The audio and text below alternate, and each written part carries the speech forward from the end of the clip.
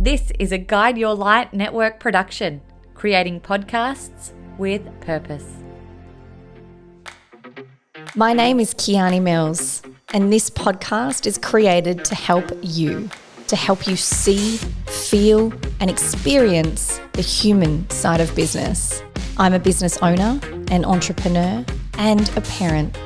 And like many who have travelled this path before me, I've been through the lows of the lows and the gut-wrenching pain.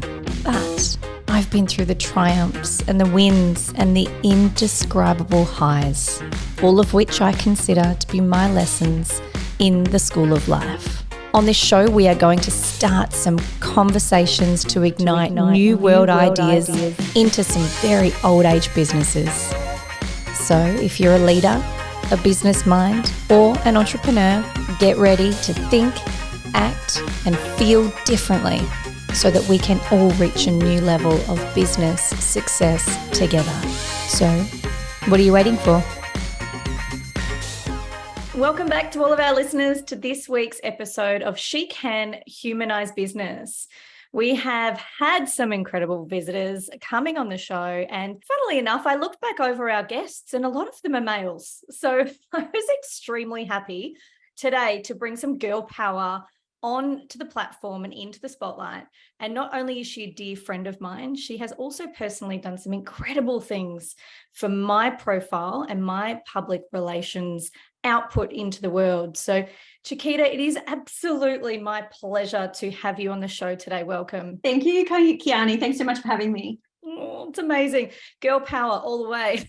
Always.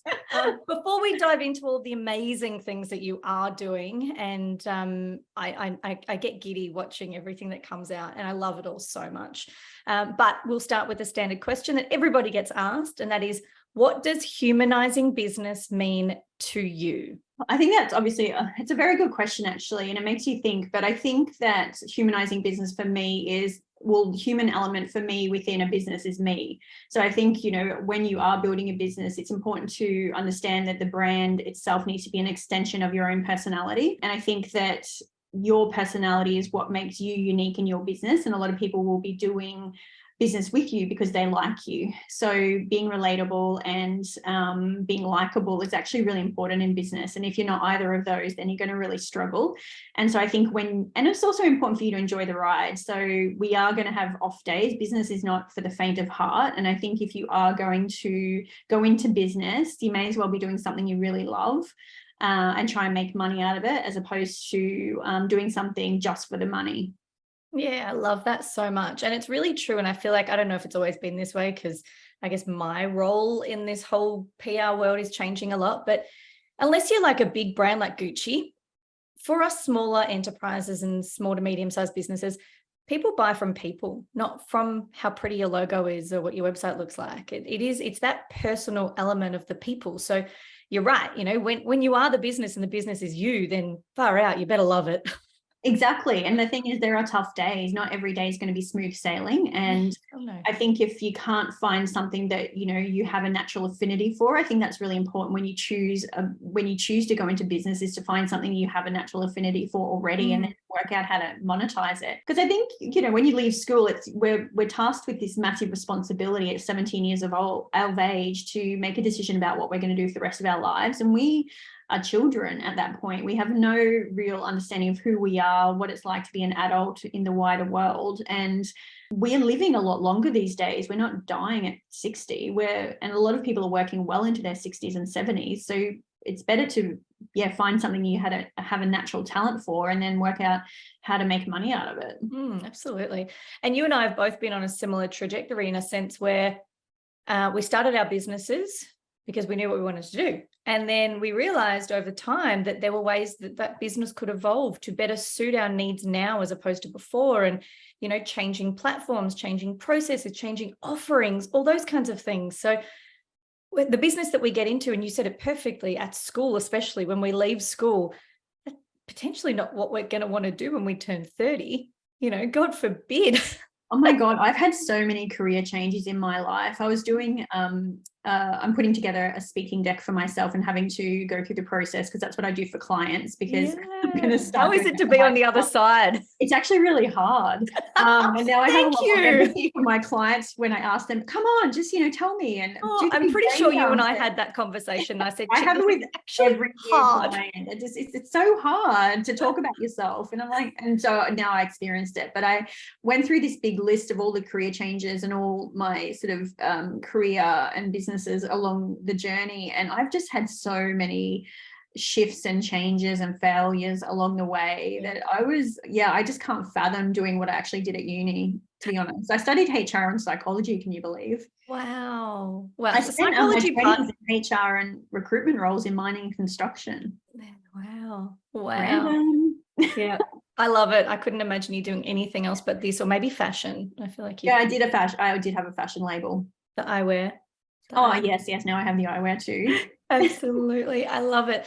But look, one of the things I really wanted to get you on today to talk about was the incredible world of PR, because one thing that I learned for a really long time, I was adamant in my business. I'm like, I'm not spending money on Google ads or search words or SEO or SEM or SE bloody alphabet, however you do it.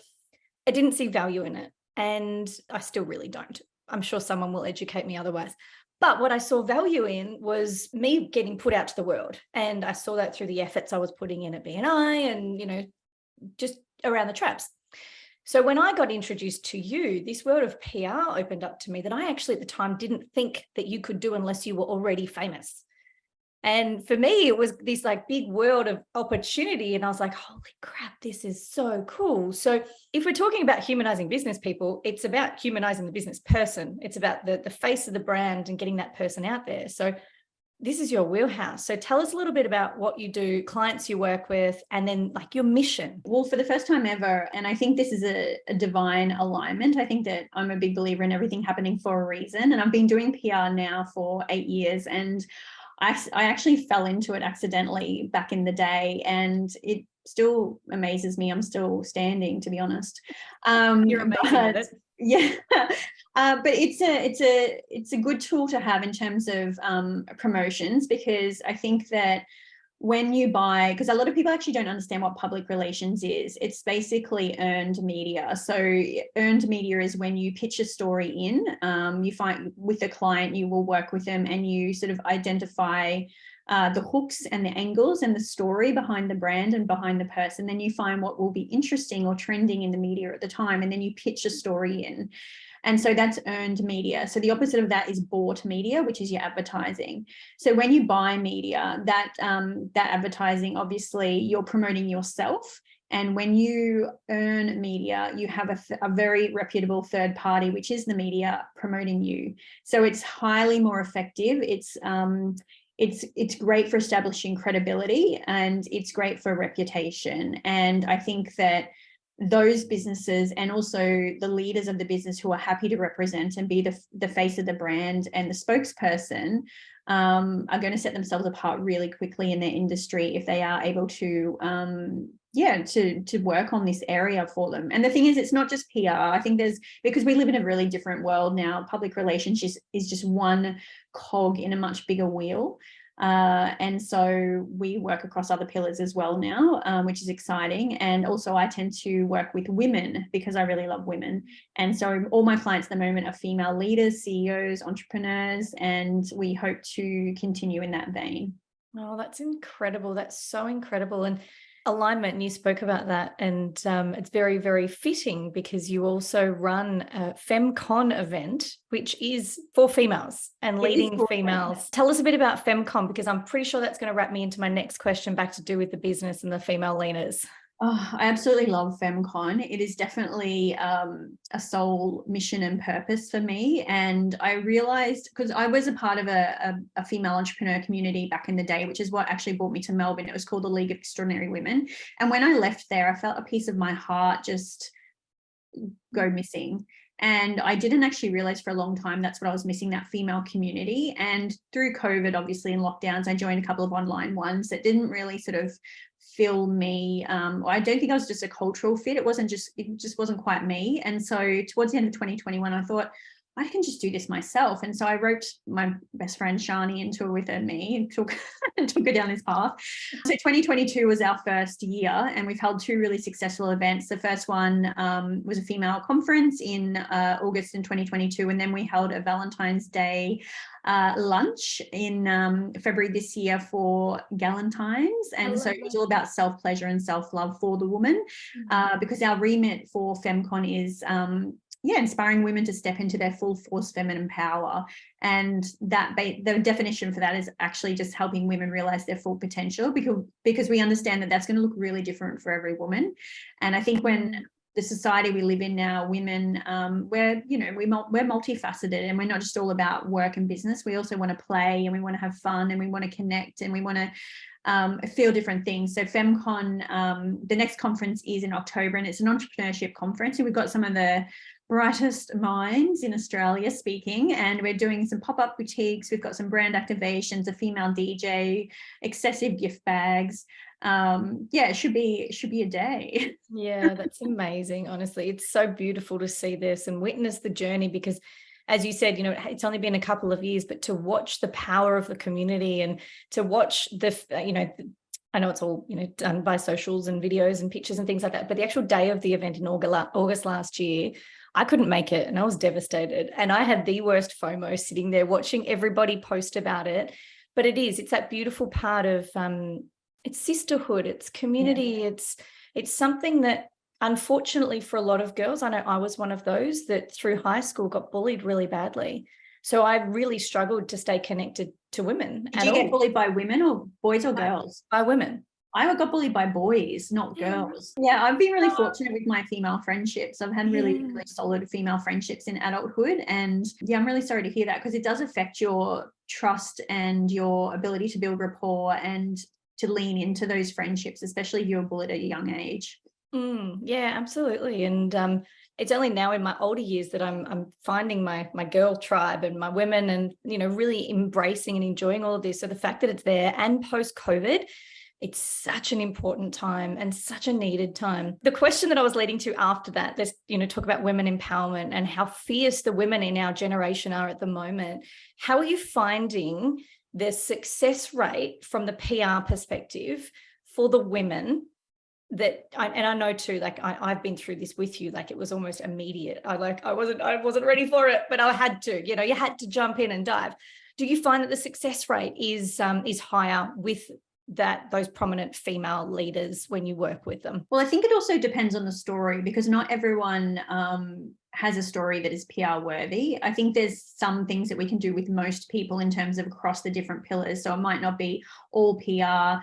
And the thing is, there's different tiers of media as well. So you've got the top tier media, which is obviously TV, your metro newspapers, the big mastheads. Then you've got sort of your second and third tiers. So it really depends on the strategy that we have in place, and it's all individual and bespoke to each client. So if we don't believe we can help someone, we're really honest from the outset, and some choose to do it anyway just to try, but then others, we try to just be very transparent from the outset about which stories and where we think we can get some success.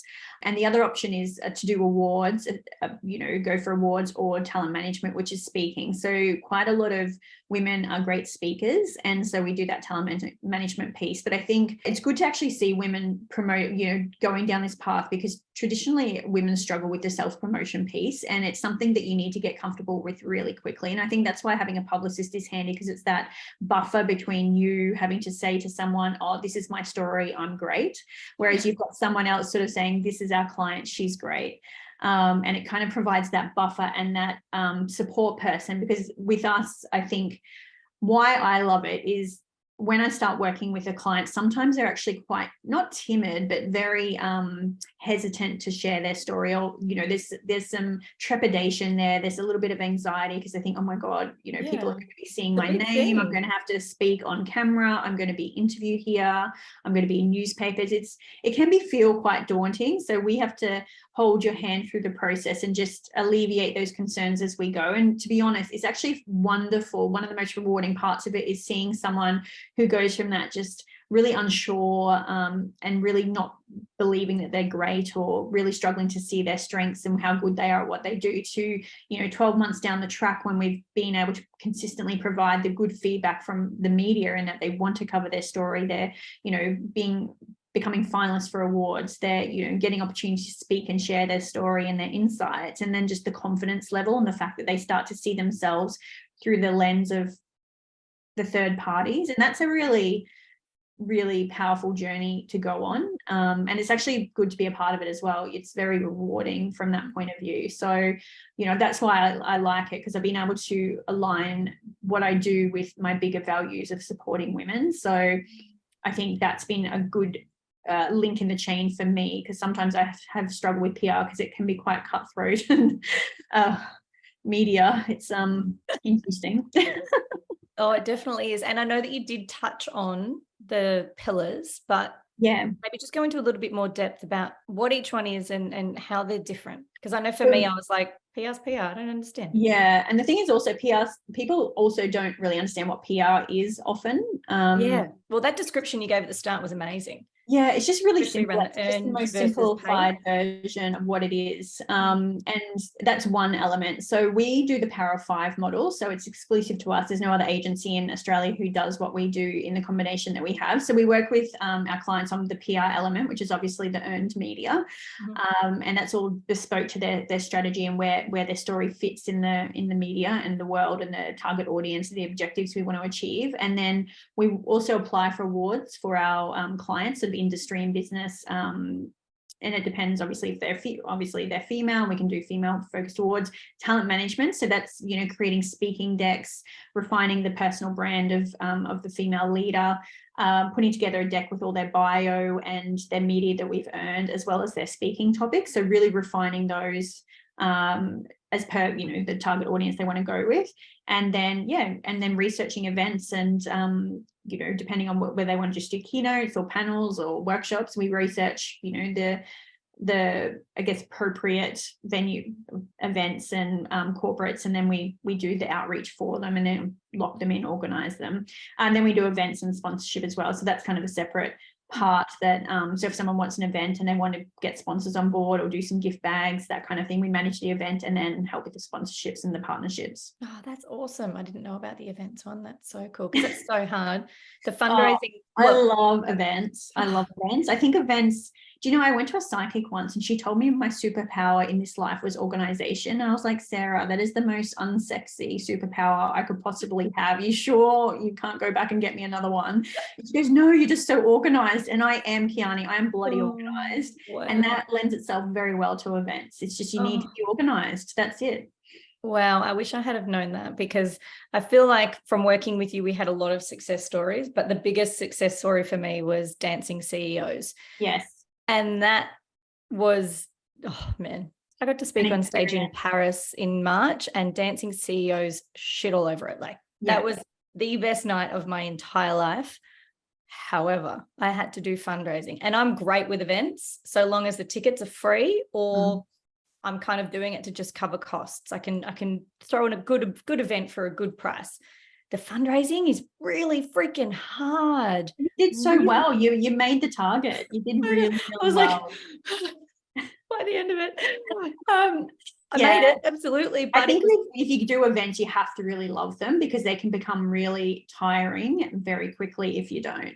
Whereas I thrive on them. I mean, I chose to start an events business, which I do in my spare time with Shani. There's only two of us working on it part-time and we're pulling it together. But because I love it so much and I love the bigger mission behind it. And also I love a captive audience, Kiani. I love being on stage, being MC, listen to me, everyone. Yeah. And to have our own voices.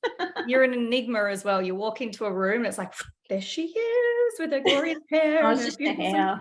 I love it. I love it so much.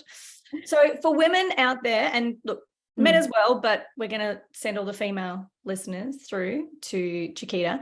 What is it exactly that you would give as an advice piece of like where to start? Do we need to go back through our life journey and have a look at the story? Do we need to know what the outcome is? Like, in what order do we do it? Do we go back or forwards or just start? Yeah, okay. So what we do first is I'd have a conversation and just sort of people just book a Zoom with me generally, and I just have a half an hour chat with them and just ask a lot of questions and take some notes. And then I make some recommendations. This is what I'd recommend, because it's based on the person's story, which is individual to every person. It's also based on their objectives and whether they're realistic or not. So sometimes you have to be honest in that top tier aren't really going to go for this, but small business will, or, you know, we can put you forward for quite a lot of podcasts which are going to align with this story, and or this particular controversial opinion might be of interest to a particular audience. Or so it really depends on every individual. It's different every single time. I get them to fill out a PR audit from then, and that's that big brain jump that I get everyone to do, which everyone's like, oh my God, all these questions. And I'm like, yes, but the more detail you go into, the better it is for us, because then the more information, because also people don't honestly sometimes realize where the gold is in their story, and it might be something completely different from what they think it might be. So it's better to just give us all the information, and then we can go on different tangents with different parts of it. So, and then, yeah, we have a conversation about, you know, do you want just PR? Do you want talent management? Do you want to apply for awards? Like what's in the wheelhouse here? And then we put a strategy together. And then, yeah, we get into it. But we do like to work with people who, you know, for 6 to 12 months, because obviously it has a compounding of, you know, effect over time. The longer that we can do it and the more pillars we can work across, the more impactful it will be. Yeah, right. Okay. So people can come in with an intention of starting in one pillar, but the idea is the more we get, the better across. Correct. So most of our clients work across PR and talent management, and then some have sponsorship as well. And then we have one who just does talent management. Yeah, so, yeah, so it's just really, really dependent. So we have a really good mix, which we love, because I love variety. And I think it just gives us an opportunity to understand their business better as well. And then just also be that one-stop shop for all those needs, which a lot of agencies don't do. They kind of do the media plus social media or digital marketing, or they do sort of other elements, whereas we have this sort of exclusive combination, which I think can be quite beneficial to a leader or entrepreneur who wants to not only raise the profile of the business, but themselves. Yeah, amazing. And location wise, is it Melbourne based, Australia based? How does it work? Well, probably Australia based. It doesn't really matter per se where I mean, you're in Queensland, and we've got other clients in Victoria as well. So, I mean, it's always good to have them locally because you can meet in person, but you know, PR, it's transferable. It doesn't actually matter where you are. Yeah, I mean, we're all remote these days, aren't we? Yeah, absolutely. Everything's online, baby. It is, thank God. And so how are you finding your personal journey going through this yourself? I know you said it was a bit daunting, but how are you finding it? Well, I actually feel quite grateful that I have the skill set, to be honest, because it's actually been really easy for me to hide behind doing the client work and not promoting myself. But now, because I really want to grow the business, and I'm setting the systems up and, you know, hiring people behind the scenes and growing the team, and I've set some nice goals for myself, and so I need to get out there and put myself forward. So that's also why, because it's so easy to hide. It's so easy to be, because a good publicist is someone behind the scenes. You never know they're there. And so you can hide, but yeah, I think it's going to be good. And I think FemCon's been really good for that, and getting me back into feeling comfortable, putting myself forward again and being on stage and speaking. And it reminded me how much I love it. And yeah, I think I'm ready. And I think sometimes, because you go through personal journeys behind the scenes, you know, I had a bit of a bad time in 2018, and it took me a long time to recover from that, just from a confidence point of view. And I think now that my confidence, I think, is probably at an all-time high, I feel ready. But I also would say to people, you know, don't wait till you feel ready, because you will have a support network, and there's no ideal time. Because even now, I mean, I've got on my goals, do Chiquita's speaking deck, and I've already decided my topics, but I need to now actually write them and put them together and make it actually happen, and then start the outreach. Yeah. So, because they really are, like, there's something in it. It's a hell of a lot easier to teach than it is to actually do. Yeah, but it's just so powerful though. And the people that can become comfortable with promoting themselves and standing in their power, they're the 1%, they're going to stand apart from everyone else in their industry. You just gain so much credibility and reputation, and I just think there's so much positive in it. And it also, just from a personal point of view, just the empowerment that you feel and the confidence that you get. And it just really puts you into another realm in terms of just ability and comfort in front of a microphone and on camera, and it really refines your messaging. And I just would really recommend it just as a personal growth journey, honestly. I don't know how you found it, whether you enjoyed it or not. The push part was hard. The start part, you're right, the start part was hard. But yeah, absolutely, especially because the first article that came out for me was really confronting. Yeah. It wasn't bad, but it was very, what do we call it, clickbaity. Yes, well, the title was quite clickbaity, and for that media outlet, that was to be expected. But the story itself was really good. The story itself was fine, but for me, I feel like it was probably a really great place to start, because it was like that. Oh, you've got some fears, great. Let's just see those ones head on, meet them right and like square in the eye. And then we can kind of, the next couple of stories were just beautiful and lovely. You processed it really well. It was, I think you were concerned initially, and then within a 24-hour period, even less, I think you kind of processed it, worked through, and like, but this is my story. Yeah. And I think, and I also think PR, it gives you it teaches you to have a bit of a thick skin, because I think one of the biggest fears we have around putting ourselves forward is our fear of what other people will think of us. Mm-hmm. And as women, we're taught from a very young age that little girls should be seen and not heard, and that our voices don't matter, and that no one likes to show off, and you're too big for your boots. And we've just had that rhetoric, and tall poppy syndrome in Australia is still it's rife, and it's part of our culture. And so for women particularly to put themselves forward, I think there is that fear of what will other people think. And I think the more that you can overcome that and just learn to give absolutely zero fucks about what anyone else's opinion is, and to control your own narrative, because that's essentially what PR does in building your brand. It enables you to control your own narrative. That is an incredibly powerful position to put yourself in. Absolutely. And then even like, when we say control your own narrative, while I didn't get to control the name of the article, and that was the part that shocked me the most, everything that was in it was 100% correct. And that moment in shock was, again, it was more so fearful of, oh my God, how am I going to be perceived? What are people going to think? What are people going to say? And the processing, it was shocking. It really was shocking. And I was away camping at that time, so I had like next to no reception. So even that was removed from me. I had no real control, and I was half seeing messages coming through and half wasn't. But once that had happened, as I said, that was kind of like are you ready for this? Like, are you ready? And I was, yes, I'm ready. Let's go. Yeah. And that empowerment after that, I went, fuck, thank God. Now I can control, because now I do know what is potentially the worst case scenario. Who do I speak to? Who don't I speak to? And you were brilliant in making sure that I only spoke to the right people.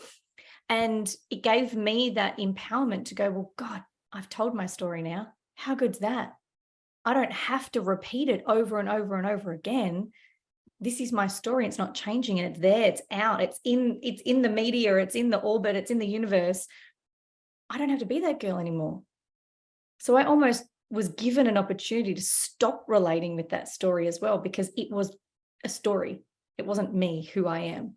Yeah, exactly. And you owned the story. And I think part of our overcoming the fear of other people and what they think is owning our own story, because it's owning our own shit, essentially. And the more we can own our own shit and what's happened in the past, the less we think or care about what other people think of us, because we've said it already. You put it out there yourself. No one can ever take that away. It's your story, and we move on.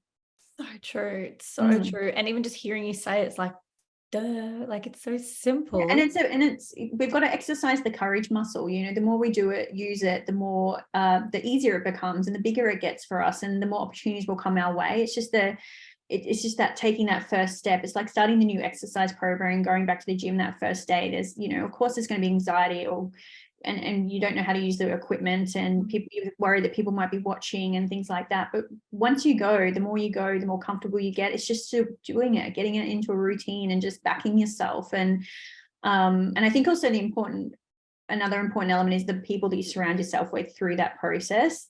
People who are in your corner, who are advocating and championing for you. I think that's really important, to surround yourself with good people. Yeah, I love that so much. Was there any big roadblocks that you've come up against while doing your own stuff? Well, my biggest roadblock with PR in and of itself was imposter syndrome. I suffered from it very badly for a very long time because I hadn't studied PR. I accidentally fell into it. I was just doing freelance copywriting for about 12 months when I left a job, and my client at the time said, would you like to do our media for us? And I just said, well, I don't have any experience, but if you're happy to pay me to learn, I will. And they said, okay. And so I cut my teeth and I just started, and there was a female CEO who I really loved. And I think of her often in terms of just the journey that we went on, from her sort of not believing in herself too much to in 12, over the 3 years we worked together, she was just a different person by the end of it, because she just had so much more confidence and she had speaking opportunities. She was put forward for awards, and just the PR for her, because she was working in a property in a male dominated space, not very many CEOs of franchises at that time.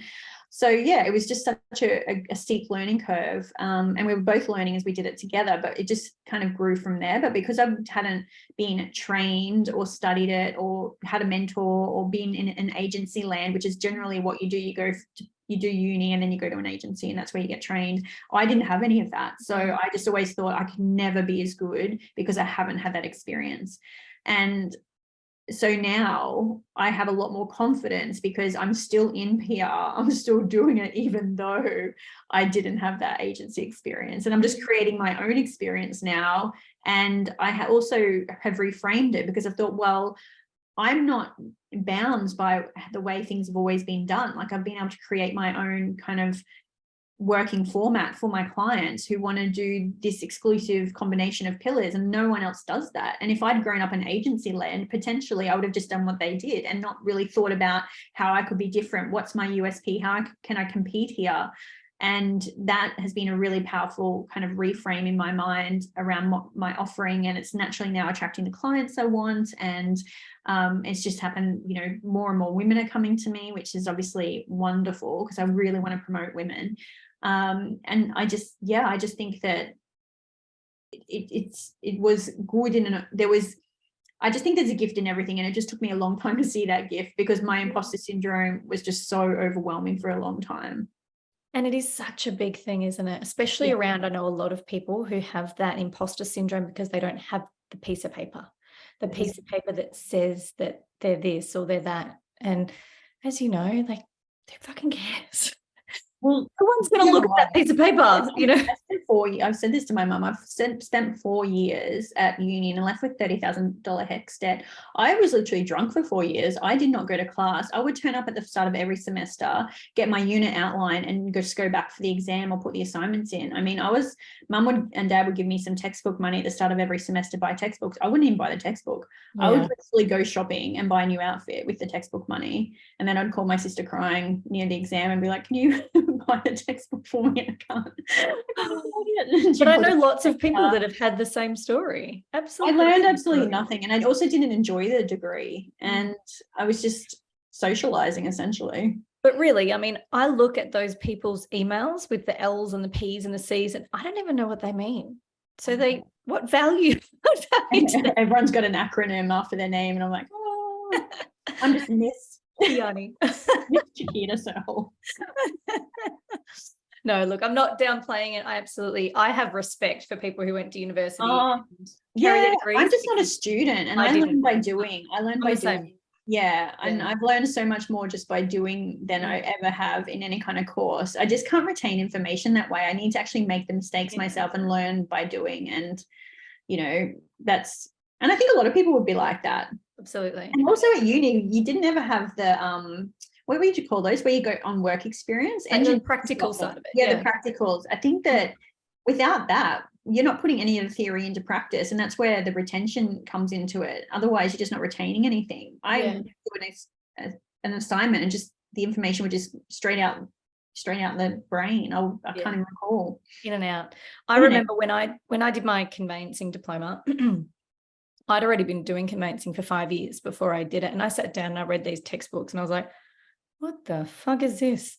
And I was the only one in my class who had actually had the practical experience before.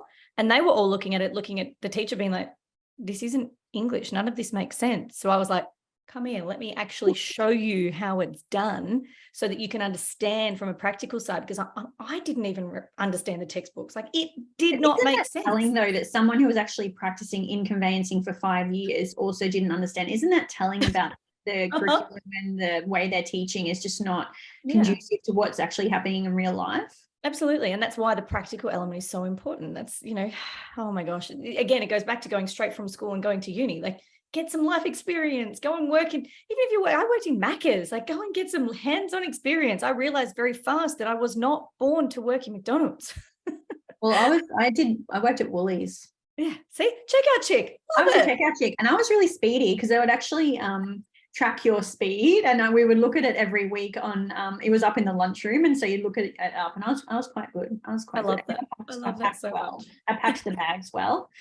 I can still remember I was very big on the packing element because you couldn't upset organization. See?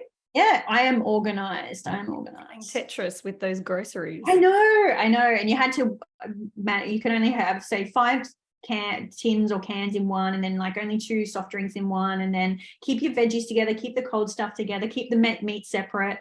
They're all these, just making sure that, they were well thought through. They clearly don't teach that thing to checkout chicks anymore. They never taught it. I always get squished tomatoes with tins on top and. Well, no, they don't teach it. It's just about, they don't teach that. It's just about working the cash register and stuff. Okay. But my dad was very big on packing the car when we went on camping trips and holidays in a very Tetris way. So, and the way he packed the dishwasher and taught us about how to do that, it just was common sense. So I just applied those principles to the packing of the bags, and we were away. I love it. Can we all just take a minute to appreciate where Chiquita's incredible organization skills in her business and her 5 pillars have come from, all the way from packing a car to go camping, packing bags at Woolworths, and stacking the dishwasher. Thank you, Mum and Dad.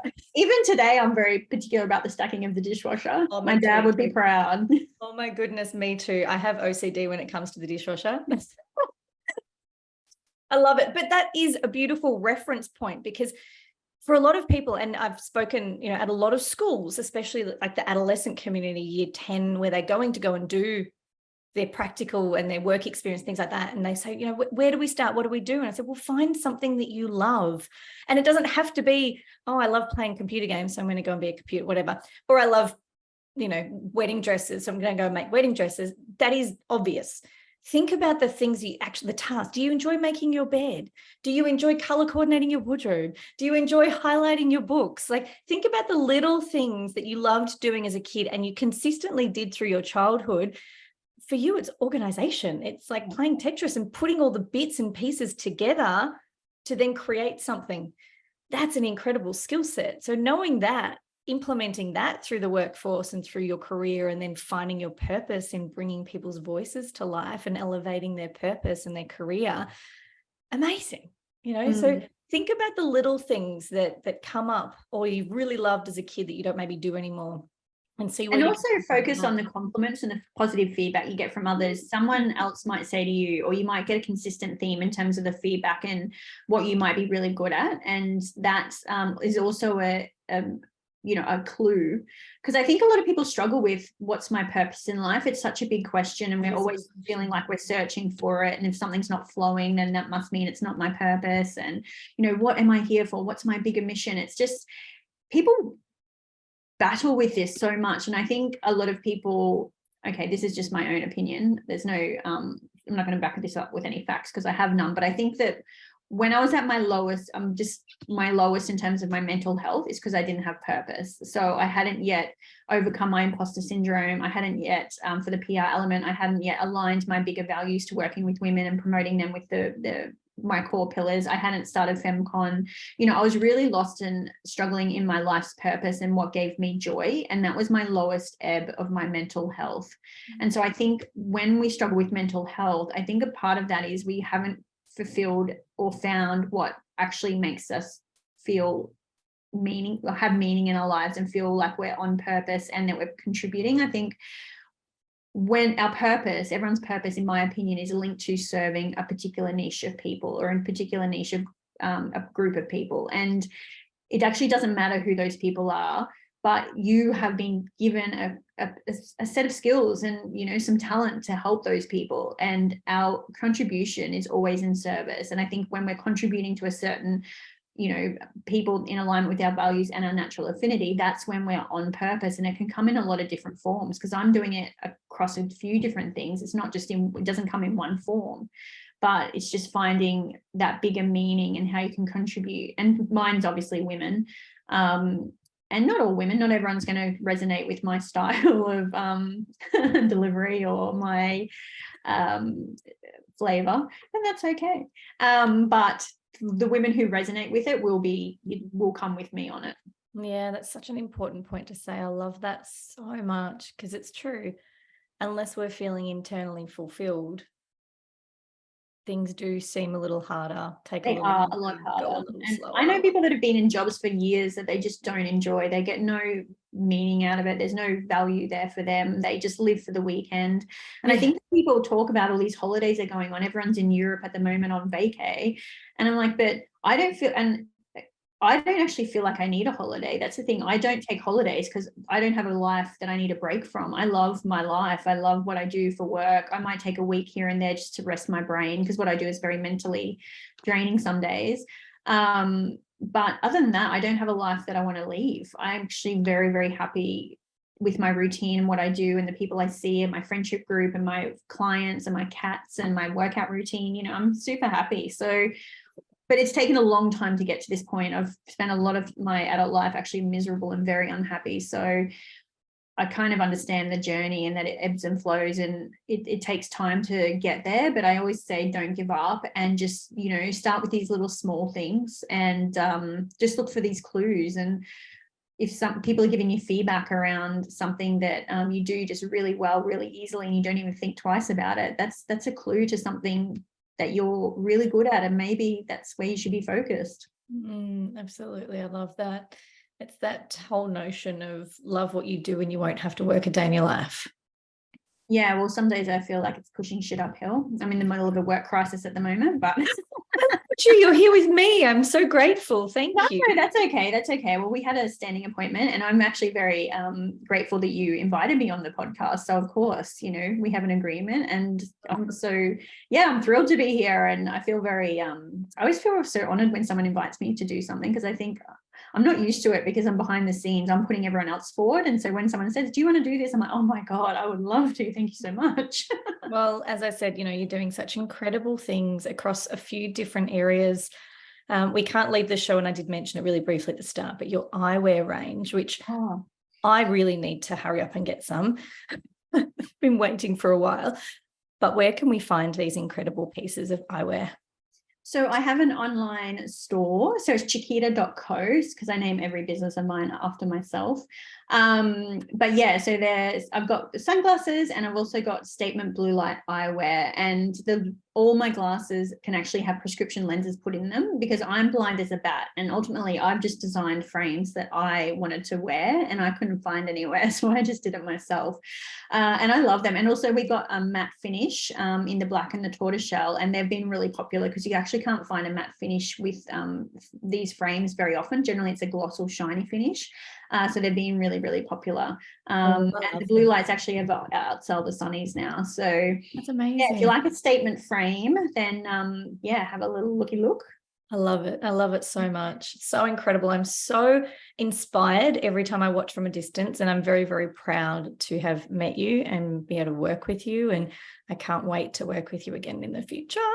Oh, Kiani, thank you. I'm super pumped that you'll be coming back. Yay! And we'll be able to do more this time as well, you know, get on the stages, girlfriend. So much more now that the whole picture and purpose has come together. It's like this beautiful little bubble with a little bow tie on top. It's just, and it takes time. That's the thing. These things don't present themselves overnight. It takes time to kind of work through and to get to the other side, but it's worth it. And I think also it's about the journey. If you can enjoy the process along the way, I think that's much more important than actually getting to the goal.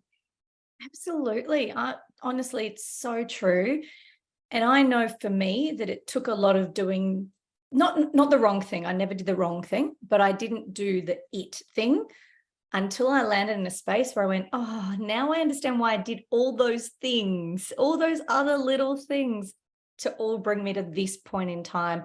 There's the purpose. Here's the mission. Here's the contribution. Here's how I'm going to serve for the rest of my life. Well, didn't Steve Jobs say you can only connect the dots looking back? Because you just don't know what you don't know. I mean, moving forward, we literally don't know. We're just doing our best with the information we have at the time. Let's be honest. I mean, I've been in business a long time now. It feels like a long time, but I still don't know every day what I'm doing. I still encounter situations that are new to me and that I have to navigate, and we're just doing our best. And I think once we take the pressure off ourselves to always be right or to always do it perfectly, you do it perfectly, then it's much more enjoyable because you're just doing the best with what you have, and that's all you can really commit to. Exactly right. Oh, what incredible words. Oh, I'm going to leave it at that because I clearly can't talk very well anymore. But no, thank you so much again. I really appreciate it. Where can people follow you and find you if they need to get in contact? So my PR website is chiquita.com.au, and then my personal Instagram is at Chiquita Searle, and then we've got femcon.co, and then chiquita.co is the eyewear. So there's all the links and all the stuff. We'll share all of it in the post. We'll be advertising, we'll be screaming it from the rooftops. We'll be going across Instagram, Facebook, LinkedIn, and YouTube. So if you did not catch this on one of the platforms, all the platforms and all the podcast platforms, there's a few of those now too. Thank you all for tuning in. Thank you for coming back once again to listen. This was a very inspiring conversation, and I have one piece of advice for all of you, that even if you are unsure of your direction, or if you're unsure that you have a story or a message or are worthy of taking that leap and being the shining star, I'm speaking from my own personal experiences, and my truest words from my heart is do it. Just do it. You never know where it's going to land. You don't know where it's going to take you, and you get to spend some time with this incredible woman. So thank you all for listening. You can follow us across all the platforms that I've already mentioned, and I will be seeing you all next week. Thank you so much for listening to today's episode. I would love to hear your feedback around what resonated and what key lessons and learnings that you took out of today's episode. You can find me on Instagram and on LinkedIn under the She Can Humanize Business podcast or Kiani Mills. I really hope that you were able to see, feel, and experience a new way of humanizing business.